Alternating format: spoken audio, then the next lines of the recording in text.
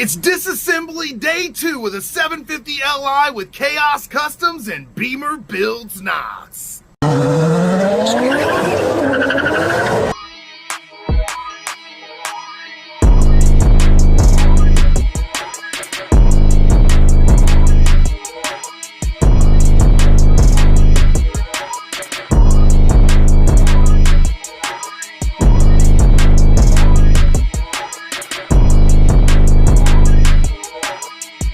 All right, Beamer Builds Knox, part 2 of the 750LI with the N62 4.8 liter V8. Here we go, part 2 of the disassembly. Today, we've already got our guy Chaos out here, Chaos Customs, disassembling electrical work for the front bumper and the sensors and such. The front bumper is coming out all the way down to our crash bars. We're going to pull that today. Our upper radiator mount support bracket, big shout out to Chaos Customs for educating me on part names so I don't sound like an idiot, is coming out as well today. So that's going to pull everything out the front here. And we're going to be able to walk right up on the radiator, the fan shroud, and all that good stuff, and start getting it out. We're taking out our throttle body today, our synchronizers today, and a few other components dealing with the coolant and radiator coolant hoses, such like that. So stick around, y'all. We got work to do, baby. And we are rocking. Let's go. He's got his work shirt on. All right, so Chaos, you're already working on the radiator support bracket. What size Torx? T30 up top here, all the way across? All the way across. All the way across. So while Chaos is finishing up pulling out the radiator support bracket, I'm going to go ahead and get started on the front bumper and pulling it. So this is your bumper. A lot of people think the thing on the outside is your bumper. That's your bumper cover. This is your actual bumper. It attaches to your crash bars. For those of you that don't know, your crash bars and your bumper are what take the hit when you collide with somebody from the front or someone collides with you from the front. These crash bars push back and the bumper takes all of the hits. So it's a 17 mil. We're going to go ahead and pull out these big honking things that are holding the bumper in. Hang tight. All right, so we found on the front bumper attached to the crash bars that we had, what size was that up there? T what? T30s. T30s. And then also, it's not just this bolt here. There is an underlying nut underneath that holds it in place and locks it in place. All right, so along with the front bumper, we have these bracers here. And there was a piece that you just pulled out that goes right in the center, part of the radiator support bracket and that front crash bracer assembly. So we went ahead and pulled that. All right, so there comes the bracers. Maybe. You gonna maneuver it out? Yep, there you go. There you go, you got it, yep. Very nice, so that's pulled out now. So we got that whole assembly done. All right, grab your side of the front bumper and let's go ahead and pull it out. Make sure you got a good grip on it, and here we go. No. No, not yet? Something else is still holding it in. Oh, look. It bolts to the back side of the crash. So let's just take the crash bars out with it. You see them back there? They actually bolt in right here. And we would have to take that front piece off. So let's just take the crash bars out with it, right? Yeah, that's what I was going to do is right here. Yeah, so these horns are in the way for us to get down there to pull the lower crash bar bolts and nuts. So what we're going to do is we're going to go down here and we're going to pull out our brake cooling snorkels. So what these are is air rushes in through the front grille, goes down through these snorkels and over to the brake rotors to cool them under high pressure driving, high performance driving. So I'm going to go around. Where would you like me to set these? Set them on top of the toolbox. Oh, we got a lower, no, if we got a lower one, drop them in the lower one there. We'll keep everything organized out. Very nice.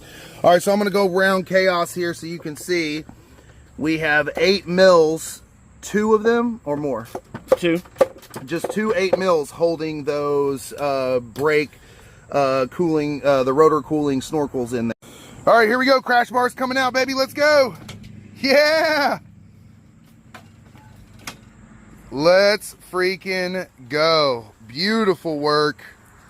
I have to give Chaos props. I always tell him I don't like for him to feel like he's doing the majority of the work, so but we're trying to like dance around in here back and forth. One thing I want to show you is look at all the water pouring out of there. It is taking on rainwater really bad, so we need to get in here and find out where the drain is for that and make sure it's hooked up. We don't want water getting taken on in our clients' crash bars. Hey man. Yeah. We're taking on water. Yeah, I can see that. Did you find the funnel for where it's supposed to drain out? It's for these. Okay.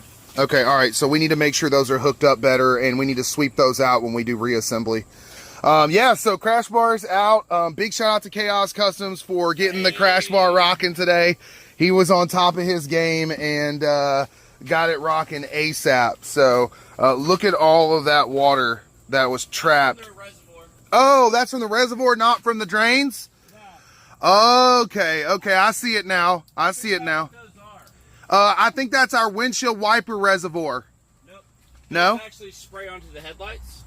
Oh, that's that 7 Series nonsense. So you can windshield wiper your headlights. Right. You know, on the bumper cover? Yeah, yeah. The little covers on it? Yeah, yeah. Those actually come off so you can put little mini wiper blades on. No way. Just like a Mercedes. We got to holler at our client and see if he wants his windshield wipers for his headlights back on there.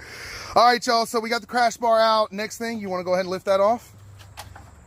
Boom. Just like that. Beautiful work. Beautiful work. Now, as you guys can see, we have access to all the front trim here that goes around the radiator, our fan shroud.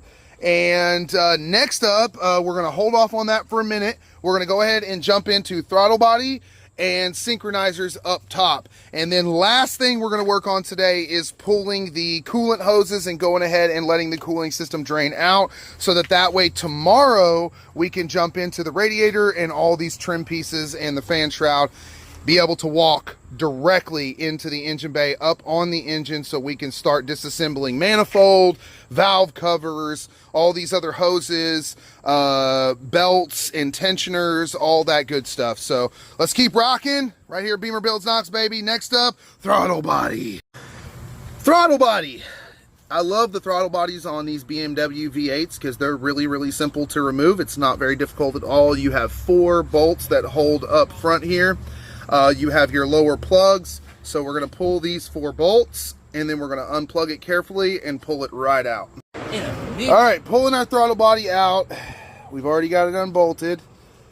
Want to be careful as we go. There's a gasket back here. You guys can see the gasket there, and then we've got our plugs.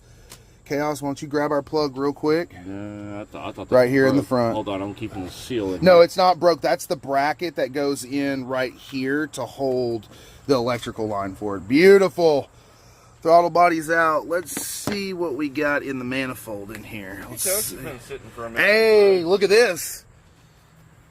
She clean? No oil or soot at all inside the throttle body. Hold on, I'm going to go in a little bit further. Give her a sniff. She don't smell that bad either. Ooh, smells a little. Let's see. Hold on. I'm feeling around inside here deeper. Dude! Yeah, he's clean. That is clean! Yo, I know our new our shadow partner is watching this disassembly. My guy, your manifold is tight. Those gaskets are not leaking at all. There's no oil in there at all. That's crazy. There's barely any soot. Look, that's the only soot that came out. What's good is he don't have any blow-by. Yeah, there's no blow-by. So, hey, the cylinders are nice and tight in there, dude. His rings are in good shape. Yeah. All right, let's keep trucking. Back pressure in it. Yep. All right, y'all, the 750LI is moving right along. Big project tomorrow, because we want to take our time with it, is the oil cooler lines that go down to the oil cooler right there. This is your oil cooler. We're going to disconnect those up here and take our time, our sweet time with it.